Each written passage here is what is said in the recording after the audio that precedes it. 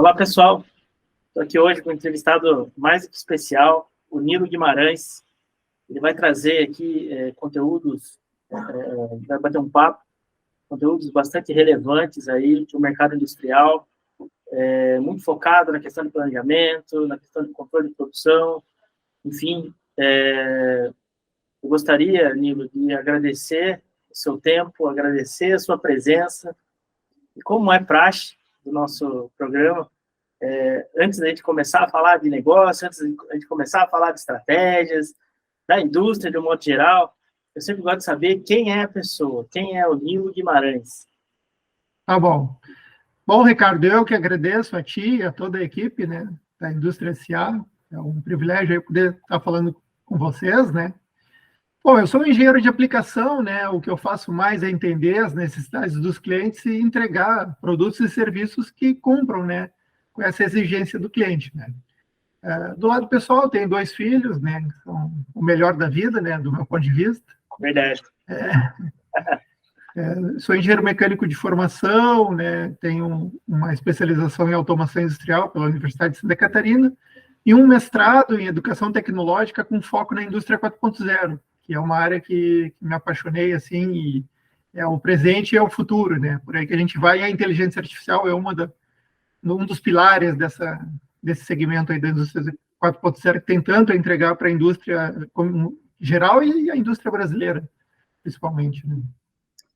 Show de bola. É muito legal a gente poder conversar justamente sobre modernidade, sobre indústria 4.0, sobre inteligência artificial dentro da indústria, né? É um tema pouquíssimo explorado ainda no Brasil. Verdade. Óbvio que nos meios acadêmicos isso já é bastante discutido e conversado há muito tempo. Sim. Mas na prática mesmo, dentro da indústria, é difícil, né, Nilo? Sim, sim. E aí eu já emendo com uma pergunta. Por que você acredita que no Brasil, com tantos criativos, com tanto, né, a nossa essência é de criatividade, é de buscar, né, alternativas, enfim, por que você acha que a gente tem essa dificuldade de visualizar? Enfim, sabemos também que a indústria ela sempre ficou um passo atrás das europeias, das norte-americanas, enfim, mas dado que são tecnologias mais acessíveis, vamos assim dizer, né? Por que a gente tem tanta dificuldade na sua visão? Ah, sim, é excelente pergunta. Bom, primeiro tu destacou uma fortaleza dos brasileiros, é verdade, nós somos muito criativos, muito flexíveis, e isso é bem-vindo também na indústria 4.0, porque às vezes a pessoa pode pensar que os robôs vão decidir tudo e nós não faremos nada. Não Sim. É assim, né? Quem prepara esses algoritmos de machine learning, de inteligência artificial, que é a união dos cientistas de dados com o pessoal de processos, né? Existe aí uma interatividade grande, a flexibilidade, né? A capacidade de comunicação é muito importante. Então, esse é o nosso ponto forte. O que eu vejo assim na indústria brasileira? Eu atuei muitos anos com as engenharias das indústrias, né? Com sistemas CAD 3D e os últimos anos na manufatura. Eu vejo assim que das 4 revoluções industriais, que a indústria 4.0 é a 4ª revolução, né? Sim. O Brasil ainda tem aspectos da 3ª e também, às vezes, da 2ª revolução industrial, né? Então, esse mix, assim, de máquinas CNC com máquinas convencionais, que foram inventadas há um século atrás, né? Então, isso aí nos atrasa um pouco, né? Porque a tecnologia que tem embutida nos novos equipamentos é a que dá produtividade para a fábrica, né? Tem toda uma inteligência, os microprocessadores ali, que fazem a máquina produzir muito mais com a mesma matéria-prima, com o mesmo operador, ela consegue render muito mais. Então, eu diria assim, nós perdemos algumas etapas, né, da 2ª e 3ª revolução e já estamos na 4ª, né? Mas a boa notícia é que se alguém está na 2ª, pode passar diretamente para a 4ª, não necessariamente tenha que passar pela 3ª. Mas na 4ª, o que é importante observar é que existem algumas etapas de maturidade, né? Então, uma primeira etapa seria a empresa ter uma digitalização dos seus processos, quer dizer, as máquinas ali não podem estar totalmente isoladas, elas têm que ter alguma comunicação em rede, alguma coisa do tipo, né? E o primeiro passo mesmo, uma vez feita essa digitalização, seria monitorar os processos, né? Seria saber o que está acontecendo, né? É o primeiro passo, né? Dado esses outros passos, podemos avançar. Afinal de contas, não se controla o que se não controla. Exatamente. Né? Não, não se mede não se gerencia o que não se mede. Não se gerencia. Isso aí é da qualidade, é muito forte, mas se aplica para todas as áreas, né? Deming falou isso, Juran também, e outros da qualidade, mas se aplica em todas as áreas. Então, o primeiro passo é esse, a maturidade de poder medir, né? E uma coisa que tu falou assim, por que atrasamos tanto? É que também os sistemas, né, que faziam isso há 10 anos atrás eram muito mais caros, tanto software quanto hardware, né? Mas o hardware barateou muito, né? Com a IoT agora, né? Então os sensores estão muito baratos, os condicionadores de sinal estão muito baratos, né? Então essa parte de infra, digamos assim, ela é muito mais acessível para as pequenas empresas também, né? Talvez um dos pontos críticos aí seja a mão de obra qualificada para pôr isso em prática, né, Nilo? É verdade. Tem aspectos plug and play, mas tem outros que exigem uma capacidade técnica, cognitiva, assim, maior, né? Por exemplo, a programação seria, eu diria assim, uma alfabetização digital, né? Todas as pessoas têm que saber entender o mínimo de algoritmos de programação. Como eu sempre digo, se você quer sistemas de TI, você precisa de desenvolvedores, mas para entender o básico, as lógicas, isso é necessário para qualquer profissional, né? Porque é para aí que a gente vai, né? Em tudo que você vê, sua geladeira, sua televisão, seu carro, ali tem microprocessadores, tem software, as coisas estão indo para fora, plataformas digitais, né? É por aí. Sem dúvida. De fato, está inserido no nosso dia a dia, de um modo geral, né?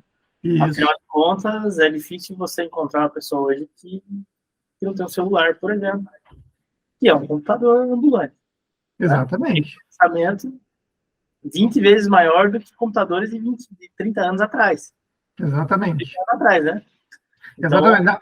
Na década de 90, falavam dos computadores Cray 1, Cray 2, que eram supercomputadores da época. E o iPhone 4 já tinha o dobro da capacidade desses supercomputadores do início da década de 90. Então, é assustador, assim, né? Você tem junto a você, qualquer cidadão, por R$500, R$700, um computador muito mais poderoso do que há 30 anos atrás. Né? Exatamente. Então, acho que toda essa mudança, ela contribui muito para a evolução da indústria 4.0, né? Sim. Mas, pegando nesse ponto de mão de obra, né, a gente acaba tendo, na minha visão, pelo menos, gostaria da sua opinião, talvez a gente não tenha as formações adequadas para colocar mais profissionais nesse sentido no mercado, né? Sim. A gente vê muito engajamento do setor de varejo, enfim, de outros setores, para trazer profissionais, para trabalhar com programação, eventualmente código aberto, para sites, para e-commerce, para outras coisas, mas a gente pouco escuta, assim, guardadas as proporções, a gente pouco escuta sobre programação para automação industrial, enfim, acaba que fica para um nicho pequeno, alguns engenheiros que falam, não, eu vou desenvolver esse negócio e acaba enfrentando, mas acaba ficando núcleos muito isolados, né? Essa visão é errônea da minha parte ou é mais ou menos assim que você também visualiza? Não, é verdade.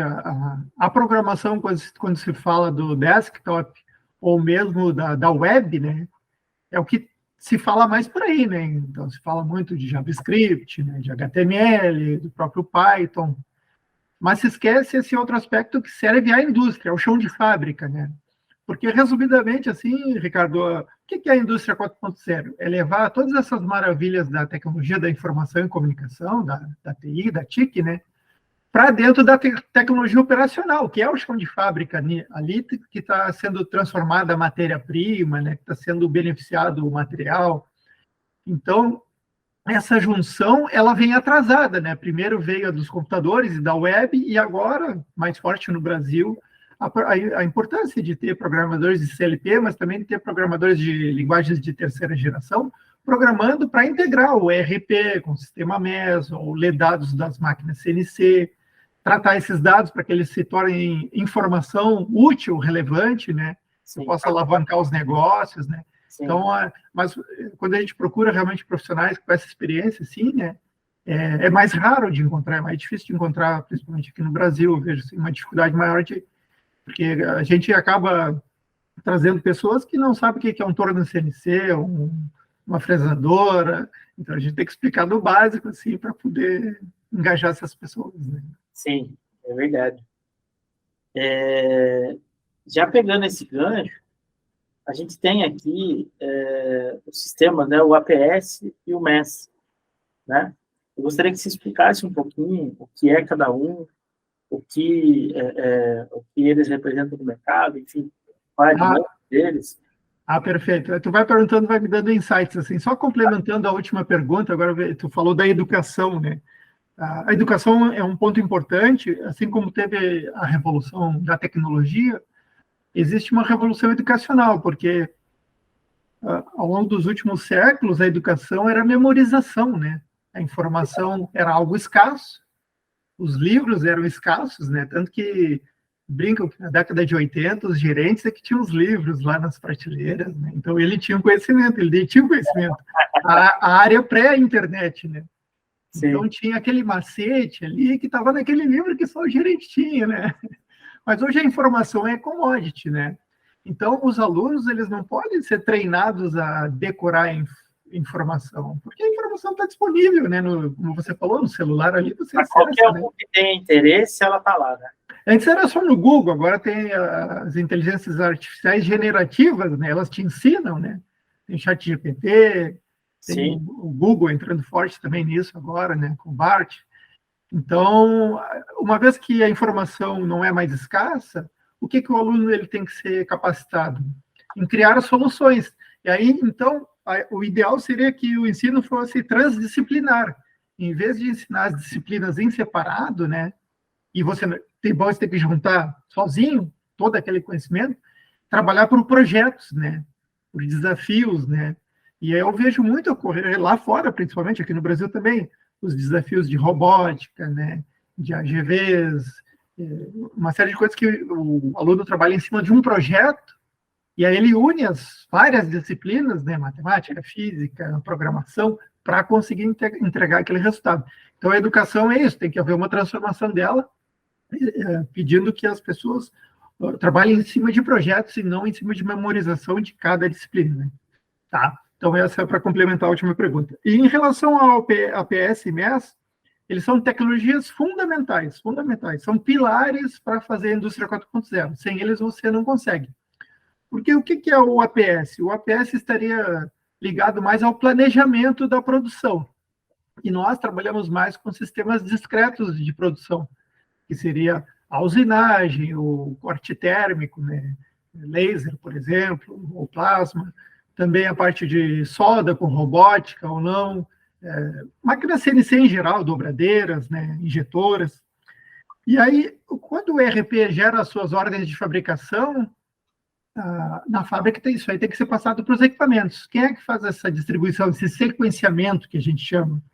É o APS, né? Então, ele distribui e aí ele vê na linha do tempo, assim, o carga-máquina, ou seja, cada equipamento, com aquelas ordens que ele recebeu, quanto tempo ele ficará ocupado? Quando eu poderei lançar novas ordens? Quais são as datas de entrega firme que eu tenho, né? Olhando ali na linha do tempo. Então, esse é o planejamento. Mas como você sabe, né, Ricardo, nenhum plano suporta o campo de batalha, né? Quando as coisas vão acontecer na fábrica, né? Quebra uma máquina, falta um operador, falta eventualmente matéria-prima, ela está inadequada, tem especificação esperada, uma série de coisas de qualidade ocorrem, né? Então aí a gente mede isso. Daí o MES, que é o do monitoramento, né? A gente mede esses eventos, né? Eventos que ocorrem, né? De manutenção, de qualidade. E a gente vai registrando isso no banco de dados. Olha como até é importante, né? Os bancos de dados relacionais, principalmente, né? Vão armazenando isso. Porque no futuro, as análises em cima do que funcionou bem e do que pode ser melhorado, né? A gestão está em cima do que você mede, como você mesmo falou, né? Então, isso aí está no banco de dados e vários estudos podem ser feitos a respeito. Mas o MES também dá aqueles alertas em tempo real, que é tão importante, né? Porque não existe indústria 4.0 se não é em tempo real. Então, se algo crítico acontece, Se a empresa souber daquilo ali 1 hora, 2 horas depois, o dano pode ser irreversível, né? Mas se ela souber alguns segundos depois que aconteceu, podem ser tomadas medidas, né? Para reduzir o problema, para pelo menos mitigar, né, o problema. Então, uma vez que passa pelo menos, a gente monitora, grava em banco de dados e pode retornar para o ERP os tempos, os reais de fabricação que tinham sido previstos e que na fábrica ocorreu outra coisa, né? Então, fechando o ciclo, né? Desde o ERP, planejando a produção, monitorando a produção e depois devolvendo os tempos reais de produção para o ERP. Então, essa seria, resumidamente, né, os impactos do APS para planejamento e do MES para monitoramento. Parece muito simples. No caso, o APS e o MES, eles são soluções conceituais ou eles são, de fato, softwares disponíveis no mercado da Max Serviços? Explica um pouquinho para a gente, não só para mim, mas para o público que está nos ouvindo, né? E a aplicação dele é só para o ramo metalúrgico ou ele também pode ser aplicado para outros mercados? Entendi. O APS e MES surgiram como conceitos, né? Tá. Porque bem lá atrás o pessoal usava o MRP1, MRP2, o ERP. O ERP é excelente e despontou no mundo todo na década de 90, né? Mas ele enxerga de maneira macro a fábrica, né? Ele enxerga intervalos de 1 semana, 3 dias, no mínimo 1 dia. O que eu vejo assim no mercado é no mínimo 1 dia. A pessoa não planeja de hora em hora no ERP. Sim, tem empresas que planejam 2 semanas, assim, que rodam o MRP, que é um módulo do ERP, né? Só que os eventos estão acontecendo segunda a segunda ali, né? As máquinas estão trabalhando, ou estão paradas, ou estão quebrando, enfim, coisas estão acontecendo. E daí nós, com o sistema MES, a gente enxerga mais. E aí o que é o sistema MES? É um conjunto de softwares, né? Não é um único software, né? Que comunica com sensores que são ligados às máquinas, que identificam se a máquina está trabalhando, se ela está parada. Aí, se ela está parada, a gente pergunta para o operador qual é o motivo da parada, né? Ele está fazendo um ajuste de programação da máquina, ele está fazendo ajuste na peça, na fixação do dispositivo, enfim. Se ele está em reunião, faltou equipamento de proteção individual, EPI, ele teve que buscar uma luva, um óculos, alguma coisa. Porque esses motivos são importantes para depois, né, fazer uma categorização e usar gráfico de Pareto para saber quais são os maiores motivos de parada, porque a ideia da produção discreta é se tornar o máximo possível contínuo, né? Sim. O máximo possível. E se esses motivos de paradas eles são os maiores, a gente tem que atacá-los e tentar resolver isso. Então, o sistema PSMS se tangibilizam como um conjunto de software e hardware, né? Os sensores, né? Que são sensores, geralmente a gente usa sensores de tensão, corrente contínua, de 0 a 24 volts. Aí passa por CLP, ou por um conjunto de Arduino aí depois vai para o CPU do IHM, que geralmente o pessoal está usando tablet agora, né? Em rede Wi-Fi. E depois isso vai para o banco de dados, que fica no servidor, né? Do sistema. Então, é um conjunto, por isso que a gente fala de sistema, não é um software, né? São vários softwares e hardwares que estão baratos agora, né, felizmente, para compor essa solução, que aí torna aquele conceito do APS e MES em um produto, algo que existe real, né, que pode ser utilizado por empresas pequenas e médias também, não só pelas grandes, né? Sim, eu imagino que esse tipo de controle possa documentar, acho que é um primeiro ponto, mas também gerar aí informações expressivas de quanto de produtividade está sendo deixada ir pelo ralo, por exemplo, Sim. com um controle, né, comparado a uma empresa que não faz esse tipo de controle. Tem lá o operador, tem lá as suas máquinas, né, tem suas máquinas, seus operadores, tem lá a matéria-prima à disposição, tem os projetos chegando, né, via engenharia ou via comercial para ser executado. Entretanto, não tem esse controle em tempo real, né? Sim. Você consegue exemplificar para a gente o quanto isso pode ser em números? Quanto isso pode diferenciar, tendo controle ou não, por exemplo, em percentuais, enfim? Sim. Bom, varia muito de acordo com o segmento, né? e também com o grau de organização da empresa. Tem empresas que avançaram mais, né, com seu pessoal mesmo, e conseguiram, sem sistemas, né, melhorar. Mas elas chegam num patamar que não há como evoluir, né? Com diários de bordo, anotações manuais, né? Que depois passa para o estagiário, jogar para o Excel, né? Aí dois dias depois você tem a informação para tomar alguma decisão. E não sabe ainda se está certo. Não sabe se está certo, pode ter erro de digitação, o operador na hora de apontar. Acontece, o pessoal fala, eles apontam tempos padrão, eles esquecem de apontar, enfim, né? E eu entendo os operadores, eu até defendo eles, porque ele está lá com uma função mais importante, que é de operar o equipamento caro, às vezes equipamento de mais de R$1 milhão, né? Sim. E se ele tem que compartilhar tempo para fazer essa operação, que é importantíssima, é a finalidade dele, né? Para depois fazer apontamentos, né? Ele está dividindo energia e tempo, né? Com algo que seria secundário.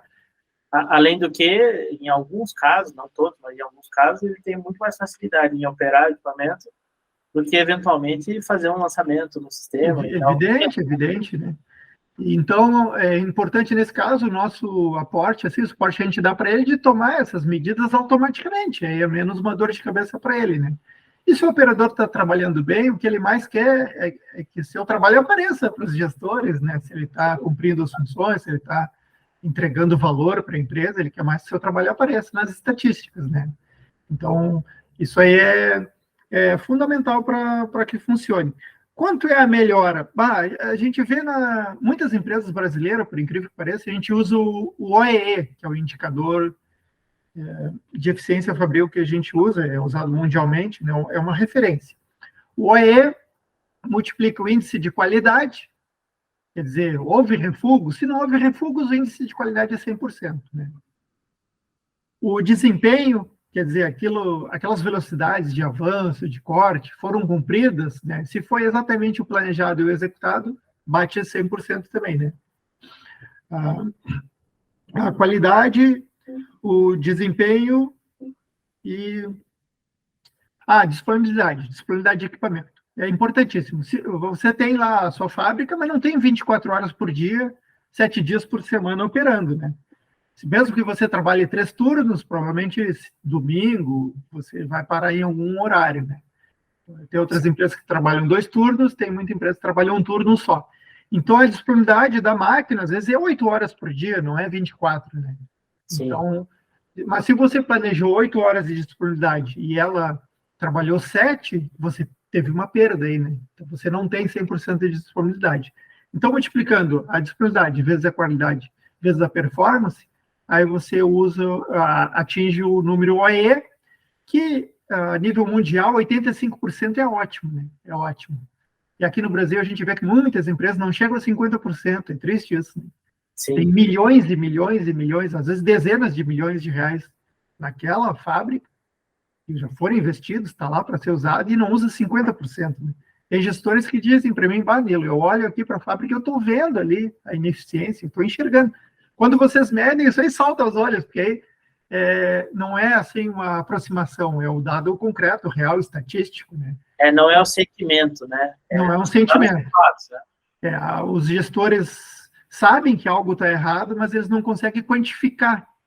E onde eu posso melhorar? Posso treinar mais meus operadores, eu posso melhorar a manutenção preventiva das máquinas para evitar as manutenções corretivas. Eles não sabem quanto e onde atacar os problemas, que são muitos, né, na fábrica. Né?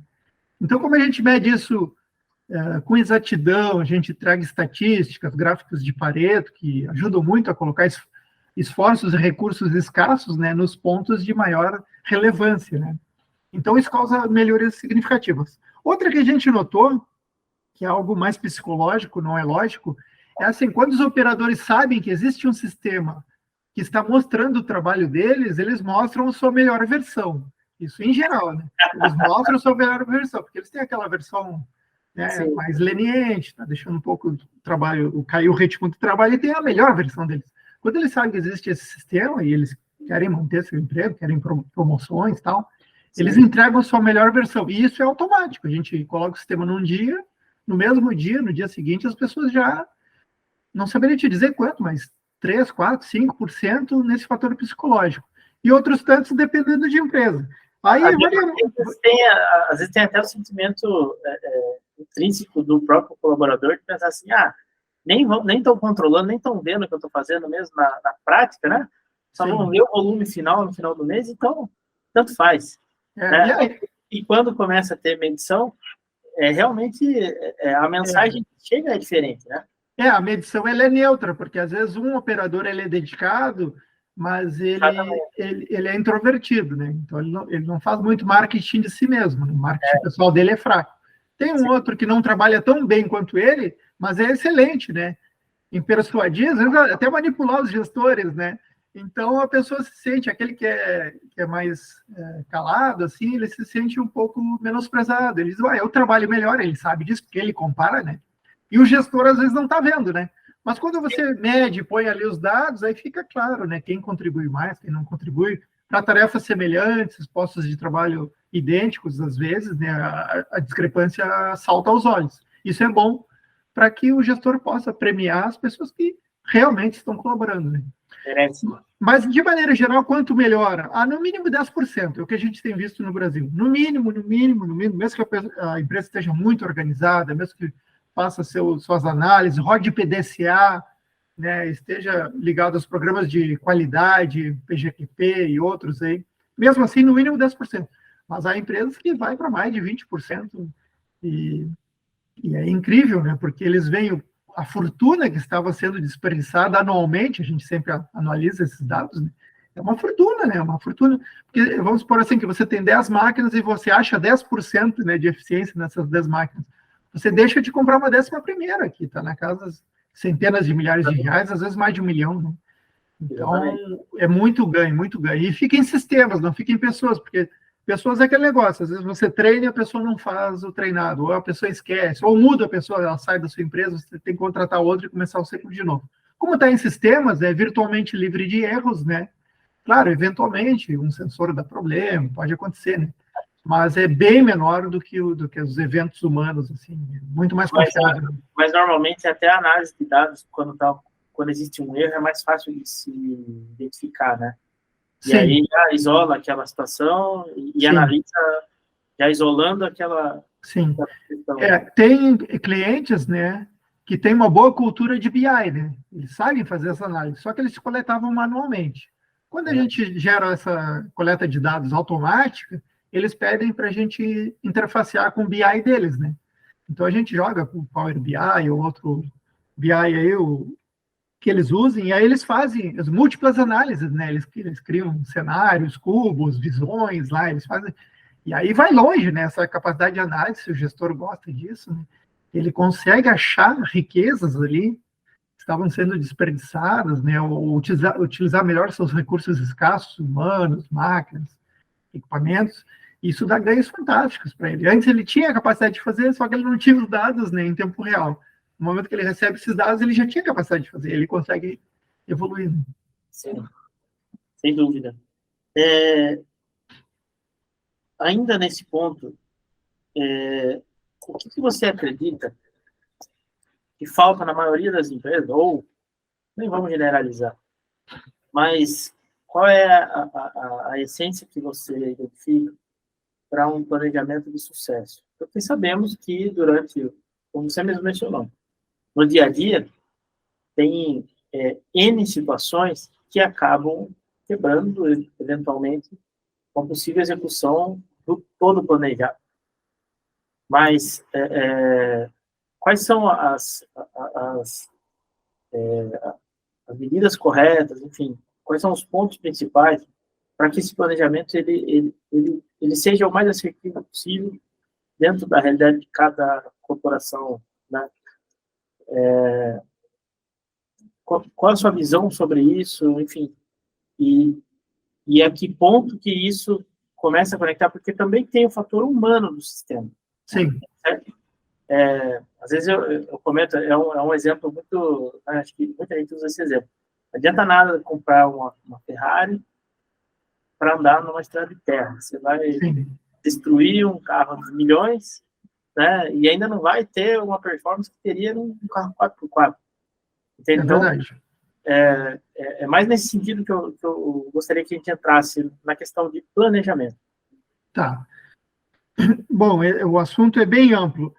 Um primeiro aspecto seria a mudança de mindset, né? Ter uma visão, naturalizar esses termos, né, da indústria 4.0, porque eu entendo a resistência das pessoas. Por exemplo, você vai procurar, às vezes, no Fórum Econômico Mundial, o Klaus Schwab, o que ele fala da indústria 4.0? Ele é a junção dos mundos físico, biológico e digital. Pô, o cara está numa pequena empresa lá, né, com 30 funcionários, né, lutando para vencer as barreiras, né, pagar todos os impostos no Brasil, né.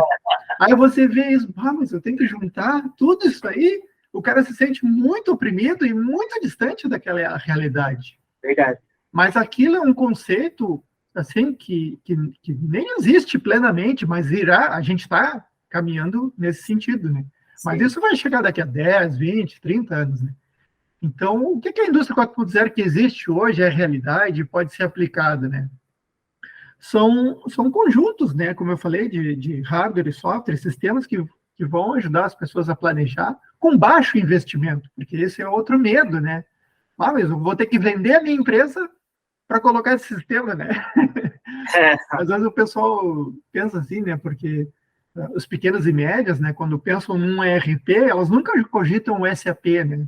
Que é top of mind, porque o SAP pode chegar a 10, 20, 30 milhões, né, em implementação. Então não dá para elas, mas espera aí, a gente está falando de medições da máquina, se ela está parada ou não, ou de contadores de peça na máquina, são muito baratos os elementos para construir isso, ou a infraestrutura, né, digital, que você mesmo falou, né, o MES vai rodar bem quando a wireless Wi-Fi for bom, né, for industrial, o servidor for bom, mas esses são recursos baratos agora, já não é tão caro assim. Então, o empresário tem que perder um pouco esse medo e ver que essas coisas digitais, elas são mais simples de implementar do que máquinas CNC, muitas vezes, né? E para as pessoas que serão treinadas, aqueles que vão lidar com os dados, que são os gestores, né, que já lidam com BI, é muito simples adaptar ele com a análise dos dados que nós coletamos, né? E os operadores, a gente tem criado nessas interfaces botões bem grandes, tá? Mas a gente nota, assim, como eles estão muito acostumados com o smartphone, né? Sim. Eles já usam a interface ali, touchscreen, eles se adaptam muito bem com um tablet que é maior ainda, né? E que tem informações bem claras, assim. Então, o treinamento de um operador é meia hora, e um operador razoável, assim, ele aprende e consegue executar tranquilamente. Eles costumam gostar, porque eles se sentem parte da revolução tecnológica, né? Se eles não estão inseridos nisso, eles ficam com muito medo. O que eu faço agora, daqui a uns anos, só isso não vai me dar garantia de emprego. Então, eles se sentem nisso. Então, é assim, se alguém está planejando implementar essas soluções, podem falar conosco, assim, tem que desmistificar um pouco, né? Porque senão parece, só funciona na Alemanha, só funciona no Japão, nos Estados Unidos. Eu aqui na minha empresa, com 30 funcionários e 8 máquinas, para mim, não é assim para mim. E não é verdade. A gente tem clientes com 5 equipamentos, às vezes, monitorados. E alguns desses clientes nos pediram que evoluísse o sistema para atender os seus requisitos, que é uma outra vantagem, né? Como o nosso software é criado no Brasil, ele pode ser adaptado, né? Então, o cliente precisava controle de terceiros.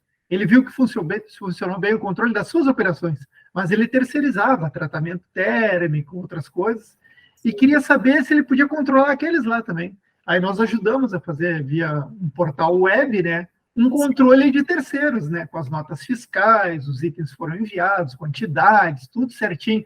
Ele ficou encantado. Agora ele pediu outra coisa que é equipamentos de medição, né, paquímetros, micrômetros digitais, que joguem a informação direto para o sistema, que não passe por digitação, né?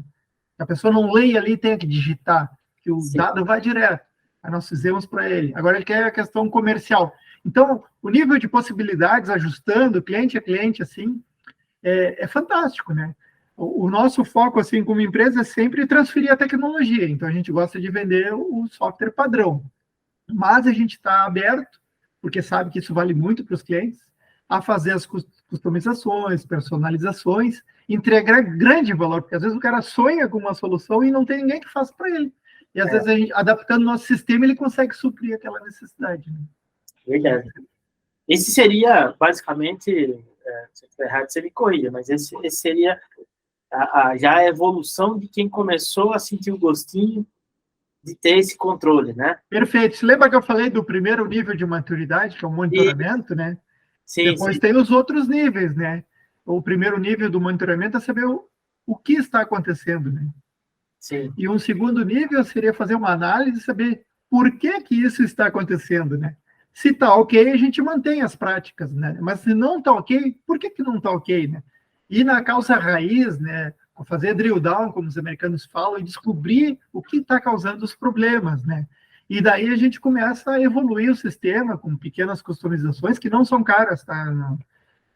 A gente consegue dar grande poder, assim, e adaptar o sistema. Aí o cliente se sente, esse sistema é o meu sistema, né? Porque ele contribuiu ali com 5%, 10% do que está rodando ali no sistema. E realmente a gente reflete as intenções dele, os interesses dele. E é aquele negócio, né, Ricardo? A gente, como empresa, a gente tem que atender o nosso cliente, né? Então, se as necessidades deles explícitas são essas, a gente tem que procurar atendê-los, né? Claro. Com certeza. Nilo, a gente já está chegando para o nosso encerramento da entrevista. O papo é sensacional. Mas, no final, sempre deixo um espaço para o entrevistado passar uma mensagem para o público, né? Haja visto que o nosso público, em sua grande maioria, são gestores, são diretores industriais, são pessoas já de um cargo de decisão, de liderança, tá certo?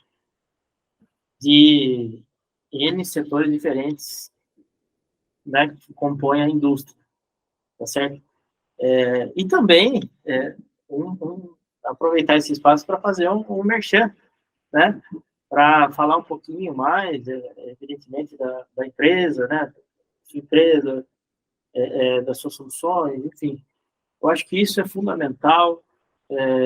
Eu sempre digo que o Brasil, ele é o país das oportunidades, mesmo, né? Apesar dos pesares aí, mesmo com todas as dificuldades que se encontram no Brasil.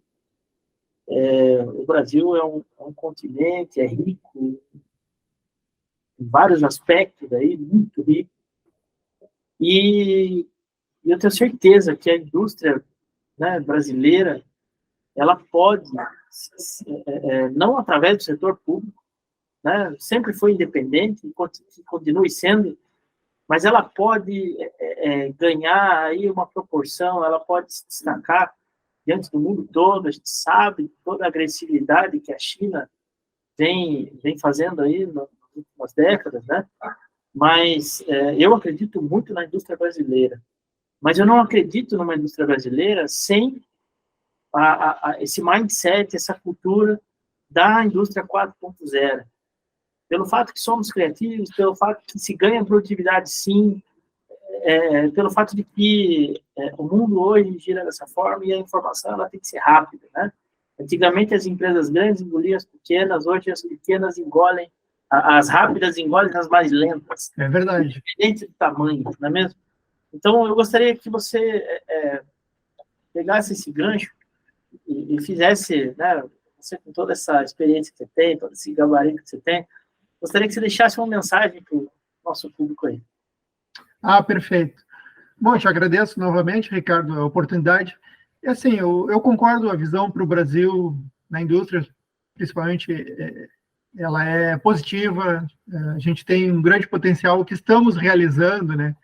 Eu visito as empresas, eu vejo a capacidade das pessoas, né? Eu aprendo muito com os clientes, né? Muito, muito, muito que eu aprendi. Não foi na academia, uma parte foi, mas outra foi com o pessoal que está na operação, às vezes tem 20, 30 anos de experiência naquilo ali, que eu nunca terei, né? Então, eles compartilham um pouco comigo, eu me sinto muito grato com isso, né? Então, a visão é positiva, sim, a gente tem muita coisa para fazer. E nós aqui, da Max Serviços, podemos ajudar. A gente falou de monitoramento da fábrica, mas a gente também monitora ambientes de TI. E, de novo, isso aí é fácil de implementar e é rápido de implementar. Um dado importante que eu acho que vai tornar as pessoas mais crédulas, assim, Por exemplo, essa implementação que eu falei de controlar a fábrica, a gente faz em 60 dias. Às vezes, a integração com o ERP demora um pouquinho mais, vai a 90 dias. Diferente de um ERP, quando implementado, às vezes passa de um ano, né? E é muito complexo, muito caro, muito complexo. Às vezes, as previsões de investimento, elas extrapolam aquilo que foi feito. Então, nós estamos falando assim de porteira fechada, o valor investido é acordado antes, não tem surpresas em 60, 90 dias, dependendo também da velocidade da empresa, a gente implementa e a pessoa já está colhendo os frutos, né? Então, essa possibilidade de fazer isso rápido, com investimento assim que você não tem sustos, né? Você sabe quanto vai dar, né? E com retorno garantido, porque é garantido, né? Os recursos humanos vão colaborar mais, os equipamentos que estão ali vão acabar, através das análises, entregando mais valor para a sua empresa. Então, isso aí está muito acessível. A gente sabe como fazer, não eu, mas toda a equipe, né? Existem engenheiros, desenvolvedores, a gente sabe como fazer, a gente, tendo a oportunidade, a gente vai poder mostrar para cada um de vocês que está escutando aí, como é que a gente faz isso aí e o sucesso. Por exemplo, a gente tem clientes grandes, né? Que a Castertech, a usinagem do grupo Randon, tem outras tantas empresas aí, a Baldan e outras grandes empresas que estão trabalhando conosco, e pequenas, né? Pequenas, médias e grandes. Muito legal. Nilo, quero muito agradecer a sua presença. Tenho certeza que as pessoas que nos assistiram, que nos ouviram, aprenderam um pouquinho com você, absorveram um pouco dessa visão, que é uma visão que tende mais à tecnologia, mas completamente focado no mercado industrial, e isso é fantástico. E é disso que a gente gosta, é isso que a gente tem um compromisso aqui na Indústria S.A. de disseminar, exatamente esse desejo, todo esse ecossistema, né, para que a gente possa crescer, enfim, compartilhar as ideias. Então, quero, de verdade, agradecer seu tempo e, no momento que você estiver aqui por São Paulo, já fica o convite, a gente fazer uma segunda rodada aí de conversa, porque daí, presencialmente, aqui no nosso estúdio. Com certeza. Para o pessoal nos encontrar, o mais fácil seria o site conaenge.com.br, porque lá que eu agrego, tem outros sites, outras referências, mas no conaenge.com.br eu falo muito sobre Kanban, lead time, eficiência e tudo mais. E da nossa parte aqui, gostaríamos muito de agradecer, foi bem agradável essa conversa, né? Aprendi de novo, né, com vocês, então me sinto assim satisfeito com o resultado, né, desse bate-papo, e certamente falaremos num outro momento. Muito legal. Nilo, um grande abraço. Um abraço aí. Tchau, tchau.